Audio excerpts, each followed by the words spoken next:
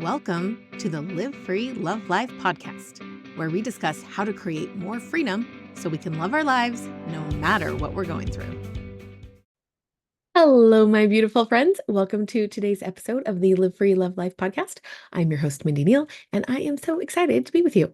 I celebrated my 44th birthday recently, and it got me thinking about how my birthdays are so much better than they used to be, even if I'm not doing very much of anything. I used to plan these big, elaborate birthdays, and we'll talk about why in a minute. This year, it was super low key. My son was in a soccer tournament, and his game that day was right in the middle of the day. So it limited the kinds of activities I could do. Now, when I say limited, I don't mean trapped and stuck. I felt perfectly free to do anything I wanted to do. But what I want to do is to be there to support my kid. And so I went to his game and it was like 100 degrees outside. That was like the bulk of my day. And I had the best birthday. I no longer, on my birthdays, I no longer feel frustrated. I no longer feel resentful. I no longer feel disappointed. These are all things that used to be part of my birthdays. And one of the reasons I planned, and I only know this now, I did not know this then. One of the reasons I planned these big elaborate birthdays was I was trying to avoid or cover up all of the disappointment I felt by my family members truly not really like showing that they give a crap about my birthday. So I don't have to do that anymore. And my family members are still the same. They're not like going over the top to show me how much they love me on my birthday. And I have the best birthdays. And so it got me thinking about, because I'm always thinking of you, what are the exact things that I changed in order to have the most amazing birthday without even making any effort to do so? Now, in previous years, I had to do the work that I will invite you to do today, and the work that I invite you to do on this podcast. I had to do work to get to this point. But this year, because I've done all the work and I've just made it who I am now, I didn't have to do any work at all. It was effortless and it was awesome. So I sat down. What specifically? What are the things that I changed to make all of this possible? And that's what I want to talk to you about today, because your birthday is the one day a year that is all about you. It is your time to shine, to celebrate, and truly honor yourself. But let's be real, birthdays can come with a lot of pressure and expectations. Whether it's hoping for grand gestures from your loved ones or feeling the weight of planning the perfect celebration, it is easy to lose sight of what really matters. And to help you navigate this special day with joy and self-love, here are 5 tips to make your next birthday truly incredible, along with all of my own personal examples. So let's dive in. Tip number 1. Don't expect people to be different than they are. We have to manage our expectations. Birthdays often come with high expectations. We dream of these grand gestures and heartfelt surprises. And while it's lovely to be hopeful in general, I like hope, it's a good emotion, it is crucial to remember that people tend to act consistently with their usual behavior patterns. If your friends and family typically don't make a fuss, it is unrealistic to expect them to suddenly transform into party planners extraordinary. If your teenager generally has a bad attitude, it is not likely to change just because it's your birthday. If your partner tends to procrastinate or show up late, there is no reason to think it will be any different on your birthday. So here are some practical steps to expecting people to just be who they are. Number 1, reflect on past experiences. Think about how your loved ones have celebrated you in the past, and even more importantly, how they tend to show up on a day-to-day basis. Use these memories to set realistic expectations. We're going to expect them to be who they are, to act as they normally act. Number 2, focus on positive qualities. Instead of fixating on what people don't do, focus on the positive qualities and actions that they consistently bring to your relationship, how your life is so much better because they are part of it. And number 3, appreciate what you receive. Focus on the love and effort behind any gesture, no matter how big or small. Gratitude breeds happiness. So here's my personal example. In the past, I 100% expected my kids to be the best versions of themselves on my birthday. Dude, it's one day. You can't be nice for one day. You can't think of someone else for one day. I give you 364 days out of the year and you can't give one back to me. It seemed so logical to me. It just made sense. But the truth is, no, they can't. They cannot magically change who they are because it's my birthday. This year, I expected them and my husband to be the exact same they are on all of the other days. That means they wouldn't be thinking about me or how to make my day awesome. They weren't going to be happy and cheerful. They were going to forget everything I had requested of them in advance. They were going to half-ass anything they did do. I expected them to be themselves, and they were. And none of it was a problem because I didn't expect anything else. Okay, that's tip number one. Don't expect people to be different than they are. Tip number two, if you make requests, don't tie your emotions to them. We have to detach our emotions from the outcomes. So it is perfectly okay to ask for what you want on your birthday, but it is super important not to tie your emotions to whether those requests are met or not. When we do, unmet requests can lead to disappointment, frustration, hurt, and resentment. These are not fun birthday emotions. I find it easiest to think of requests as bonuses. It sure would be awesome if this happened. But if not, no big deal. It's just a bonus. Now, if it is something you really want and it doesn't feel like a bonus, we're going to talk about that next in tip number 3. Okay. So here are some practical steps. Be clear and direct. Clearly state what you would like without demanding it. Give away more details than you think are necessary. Do not expect them to know. Assume that they don't. Number 2, decide how you want to feel. There is zero reason to feel angry, resentful, hurt, disappointed, frustrated, any of those when your requests aren't met. These are all optional. So how do you want to feel if they don't do it? If they don't meet your requests? What would you need to be thinking and believing to feel that way? Okay, the third one, make a backup plan. If they don't follow through on this request, then what? Let's say you asked for breakfast in bed. So if they don't get up and make it, what will you do? Will you have something ready to go already in the fridge? Will you go out to breakfast? Decide in advance, make a backup plan. Remember, if they follow through on a request, it's just a bonus, but we're not expecting them to actually do it because that's where we get into hurt and frustrated and resentful. Okay, and the last practical step is focus on their intentions. Recognize that the intention behind an action is often more important than the action itself. Okay, so here are my examples. In the past, when I requested something of someone on my birthday and they didn't do it, I made it mean that I wasn't important enough or that they didn't love me, or something in that family of thoughts. I either felt hurt or I covered up that hurt with anger and resentment, which had a tendency to ruin my birthday. This year, I requested that my teenage boys clean up the kitchen the night before, and I gave my husband a list of honeydews that I would really love for him to complete. Now, my boys forgot to clean the kitchen, which is what I expected. Okay, that goes back to tip number 1. I made the request. It sure would be awesome if they cleaned the kitchen so that when I get up on my birthday, it was like all clean. And I gave them the details. I was clear and direct. It was like my level of clean, not your level of clean. That means you wash the counters, all the things. But I didn't actually expect them to do it. I expected them to be themselves. I expected them to forget because that's what they do. I expected them to be thinking mostly of themselves because they're teenagers, and that's actually pretty normal for teenagers. So when they didn't do it, I didn't make it mean anything. I didn't make it mean that they didn't love me or that I was important or whatever it is I used to make it mean. And I didn't feel any negative emotion at all because that's kind of what I expected. Oh, well, I didn't get my bonus. Now, my husband, he worked on my honeydew list, but he didn't complete it. And he didn't do everything to the level that I wanted, which again is what I expected. Now, it doesn't mean he doesn't love me, and it doesn't mean I'm not important. It's just him being him. It's not a problem. They were just bonuses anyway. His efforts were more than enough because of his intentions. Okay, so we can make requests. It's awesome.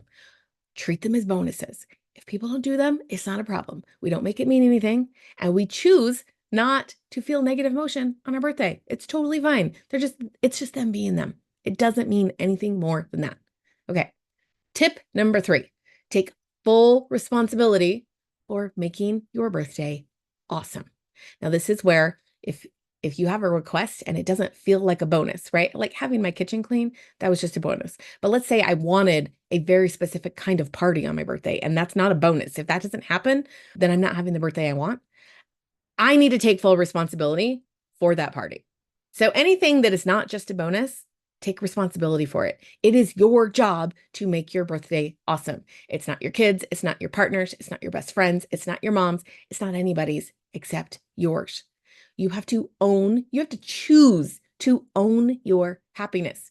Your birthday is your day, and you have the power to make it fantastic. Instead of relying on others, take the reins and plan activities you genuinely enjoy. So here are some practical steps to do that. Plan ahead. Think about what would make you the happiest and plan it. Whether it's a solo spa day, a party, or a quiet evening at home, make it happen. Another practical step, involve yourself in the details. If you want a particular cake or a specific type of celebration, take charge of organizing it. And the last step, invite joy. Create moments that bring you joy, no matter how simple they might be. This could be as easy as watching your favorite movie or taking a walk in nature. So I plan my entire birthday and I buy my own gifts. It is 100% on me. I do not leave the details or the planning or any of that to anyone else. I think about things that I love, things that bring me joy, things that feed my soul, and then I make them happen. And it's awesome. And I'm never disappointed. Okay. Tip number 4, drop all obligations to everyone but yourself. Birthdays can sometimes feel like a juggling act trying to please everyone. So this year, on your next birthday that you are going to make incredible, I want you to focus solely on what you want without feeling obligated to include or cater to others. Okay? I truly mean that. You don't have to invite anyone. You don't have to include anyone. You don't have to spend time with anyone. Your only obligation is to yourself. Here are some practical steps to do that. First is communicate. Politely but firmly let others know that you are planning your day your way, right? It could sound something like, hey, this year I'm going to spend my birthday doing XYZ. Thank you for understanding. Just communicate clearly, directly, politely, lovingly, but firmly. Number 2, prioritize your happiness. Choose activities and company based on what brings you joy, not out of sense of duty. And number 3 is embrace self-care. Do whatever makes you feel pampered and happy, even if it means spending the day alone. Okay. So here's my personal example. Growing up, my birthdays, well, all birthdays were celebrated as a family. So that's how I had always done it. That's just how I grew up. That's what I thought you did on birthdays. You invited all the family over. Now, after I got remarried, there were people in my family who didn't love me or care to celebrate me. And it is not fun to spend your birthday with someone who isn't celebrating you. And especially when they're someone who is openly hostile to you. It's also not fun to have a big party and invite your whole family over if that's not what you want to do. It is not fun to do something with your partner if what you really want is to spend the day by yourself. You don't have to invite, include, or spend time with anyone. And it doesn't matter if that's your stepkids or your mom or your sister-in-law or your partner or your kids. It doesn't matter. My birthdays are so much better now because I spend them exactly how I want to, with no obligations to anyone but myself.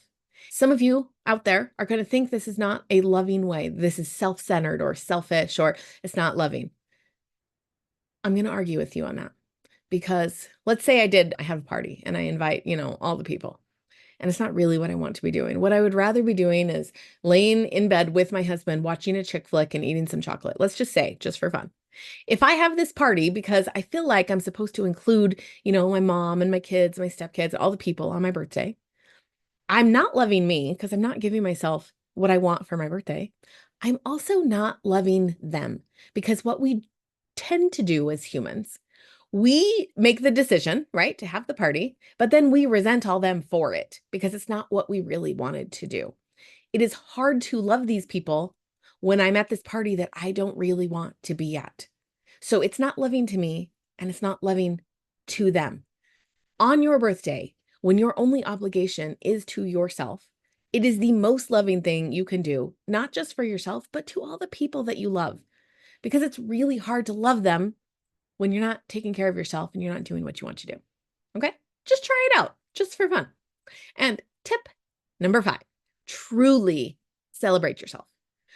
Birthdays are a celebration of you, your life, your achievements, and your journey. Take time to reflect on all you've accomplished and how far you've come. Think awesome thoughts about yourself. Speak kindly to yourself. Give yourself what you want. Fill your needs. Truly cherish yourself. Here are some practical steps to do that. 1 is self-reflection. Spend a few moments reflecting on your past year. Celebrate your successes and your growth.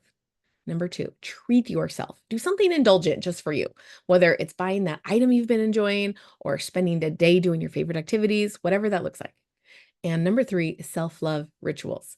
Write a love letter to yourself, listing all the things you appreciate about who you are. This can be incredibly empowering and uplifting. Now, in the past, as I said before, I filled my birthdays with a lot of fun. And what I see now is that was just a way of distracting myself and trying to avoid disappointment. And I also notice as I look back that I didn't really spend any time celebrating myself, just having fun. My birthdays now are so much different. I don't need to do anything big, and I spend my energy cherishing myself rather than distracting myself. And it is so much more fulfilling. So even when I have a super low key birthday, doing very simple everyday things, I'm spending all of my energy truly honoring and celebrating who I am. So it's so much more fulfilling than that great big fun thing that we used to do on my birthday. Now, integrating these birthday tips into your life is more than just about having a great celebration. It's about breaking free from the constraints that hold you back, because that's what we talk about on this podcast. At its core, this approach is about recognizing your worth, embracing self love, and taking control of your own happiness. Birthdays are a powerful reminder of the importance of self celebration and autonomy. And when you stop relying on others to fulfill your happiness and instead take charge, you liberate yourself from unnecessary expectations and disappointments. This shift allows you to live freely, making choices that align with your true desires and values. By managing expectations and focusing on self love, you create a foundation for a life filled with joy and fulfillment. And these practices are not limited to your birthday. They are principles that can transform your everyday life. Imagine a life where you consistently honor your needs, celebrate your achievements, and pursue your passions without the weight of others' expectations. This is the essence of living freely and loving your life at the highest level. So, here are some questions to consider. Number 1, how do you typically feel about your birthday? And what changes can you make to shift your perspective? Number 2, what are some ways you can clearly communicate your birthday wishes to your loved one? Number 3, how can you take more responsibility for your happiness, not just on your birthday, but every day? Number 4, are there any obligations you need to release to fully enjoy your special day? And number 5, what are some specific ways you can celebrate and honor yourself this year? Your birthday is an opportunity to embrace self love and truly celebrate your uniqueness. By managing expectations, detaching emotions from outcomes, taking charge of your happiness, dropping obligations, and honoring yourself, you can create an incredible birthday experience that is all about you. Remember, your birthday is your day to shine. Make it everything you want it to be and more. Cheers to you and your incredible journey. Live free, love life. Thank you for watching this episode of Live Free, Love Life. Please subscribe to my channel and don't forget to like, comment, and share. See you next time.